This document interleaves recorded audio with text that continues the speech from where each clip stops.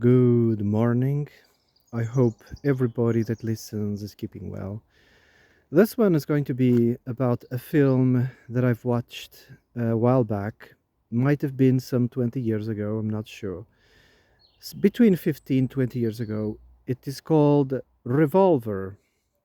Main actors are Jason Statham and Ray Liotta, so you can find it. It's not a popular film.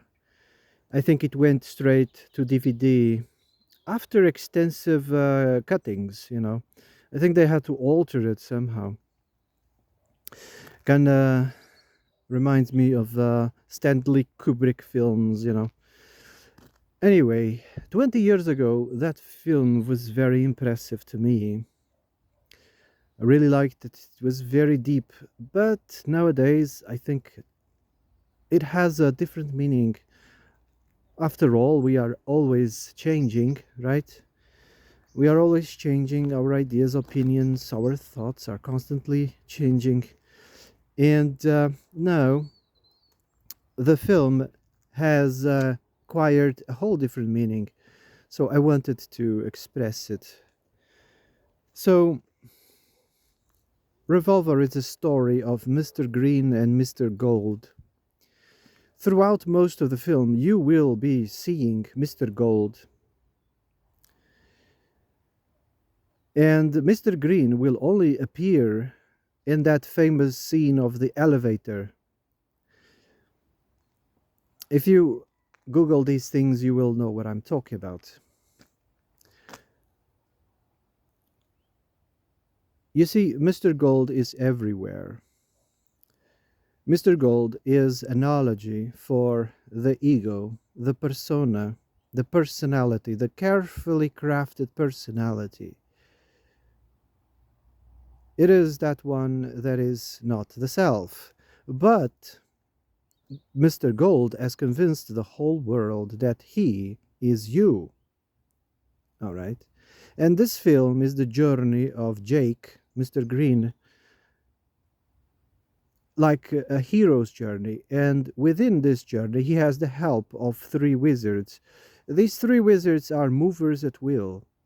These three wizards have already took control.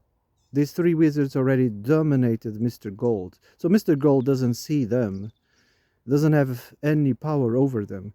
And these three wizards actually, some people might even argue that they are a figment of imagination, but they are there and they are helping Mr. Green or Jake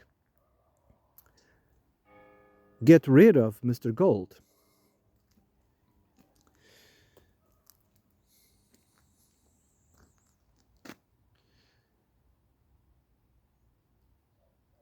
In the mythology of this film, Mr. Gold is a player. Mr. Gold likes games. Mr. Gold is the perfect opponent. And the perfect opponent hides the last place you will ever look. And you will only get smarter if you play a smarter opponent. So Mr. Green plays Mr. Gold until Mr. Green dominates Mr. Gold. Mr. Green is an analogy for the spiritual, the self, the Atman, the Spiritus Sancta, whatever you want to call it, the monad, and it seeks to recollect, to remember who he really is, and the fact that Mr. Gold has actually no power over anything. So Jake, Mr. Green, goes on a journey until he takes control, he dominates Mr. Gold, and then Gold becomes nothing. Gold is just a carefully crafted personality that has a beginning and an end in time. It's not immortal. Why am I talking about this? At least 99% of the content I came across, either in books or presentations or podcasts, interviews, out of 99, The intelligent, no doubtly, intelligent people I came across, and I had to educate myself in a lot of things to grasp, to understand, to stand under the foundation of these things and understand them from the inside out. I had to educate myself a little bit. I'm not a specialist though, all right, but no doubtly I've came across many PhDs, doctors, scientists in all areas of my interest, from psychology to nutrition to medicine, science, everything, cosmology, theology, I mean anything. 99% of them are very intelligent. They are capable of dissecting the information, describing the information, putting it into different perspectives. They are also sometimes capable of explaining things. But there's only a small percentage that actually came to the right conclusion. You know, most of them end up shilling for Mr. Gold. 99% end up taking the side of Mr. Gold. They protect Mr. Gold instead of dominating Mr. Gold, of realizing who he is, what he represents. So, conclusion of the most educated people, 99% of them, is it has a beginning or an end in a person. It's a person or a group.